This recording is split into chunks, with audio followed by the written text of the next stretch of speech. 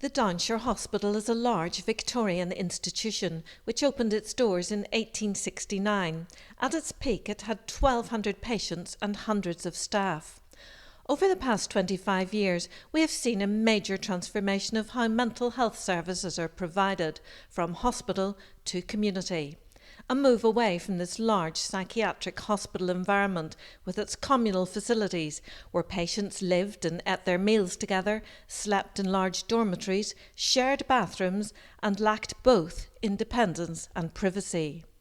The drivers for change have been the Bamford Review, Supporting People Strategy, the Trust's own community mental health policy, and significantly, the recent Transforming Your Care agenda.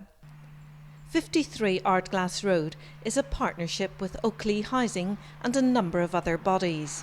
18 patients with severe and enduring mental illness and complex needs were to move across the road from the Downshire to the new community facility.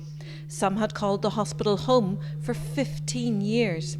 They would now become tenants, with responsibilities like bills and cooking and cleaning. Staff would move with them, with nurses changing their job title to support worker. A huge challenge lay ahead for patients, for their families and for staff. Here are their stories. I spent all my 20s, most of my 20s in hospital, and you're very restricted in things to do. You can't go out when you want. You can't even make a cup of tea if you want. And over here, it was just like a breath of fresh air coming here. I've been in the psychiatric hospital over 20 years. And from Finlayson House, I moved over to Downshire, Ward 28, the long stay ward. And I thought to myself, this is it, I'm going to be in the hospital for the rest of my life. Until 53 Ardglass Road came about. Well, it was important to have all the staff with us that knew them from the hospital, most of them anyway. It also was important to give the tenants time to settle down and to try to understand that the amount of change there was from what they'd been used to in the hospital to what it was like here. There was a lot of changes, GPs, benefits, lots of things to sort out, shopping and how to manage cooking and things like that, but it has worked well and they have really benefited from it. We took the first 9 and then we waited about 3 weeks, and then after that we thought we'd better take them in 2s and 3s, so we took 2 and then another 3 and then gradually to the whole 18 we're in. I personally would have taken a couple of the patients that were called then out on day trips and tried to reintroduce them back into society. That was just maybe a couple of hours down the town by using taxis and buses and getting them used to the different shops, because they had been in hospital quite a lot, quite a few years, and life had changed for them. So it was all quite new and quite strange and daunting for them whenever I first took them out. The clothes shops had changed. They would have been looking for shops that were there before they went into hospital. It was very scary for them, but after a gradual process of taking them out on a regular basis, they began to feel comfortable with going out and getting socialising with society.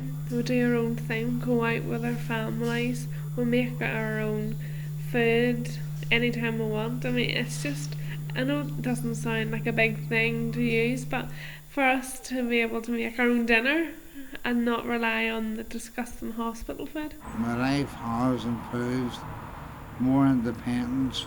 I'm able to go down town and do shopping, and I write the list out. It was the birth of a new beginning for the tenants, and really the birth of a new beginning for the staff as well.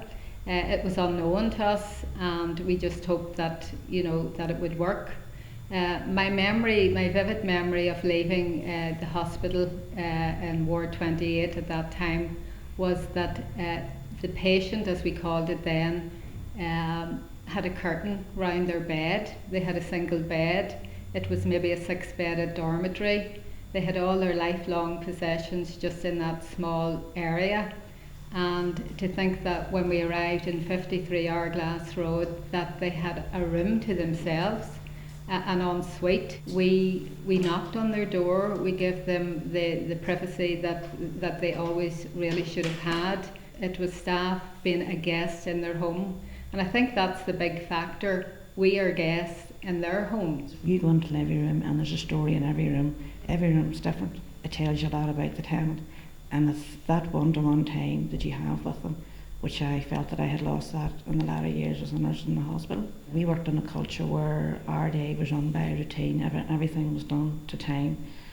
Basically from they put their feet in the ground in the morning, you know, I suppose we're institutionalised because we'd been so used to doing it over the years.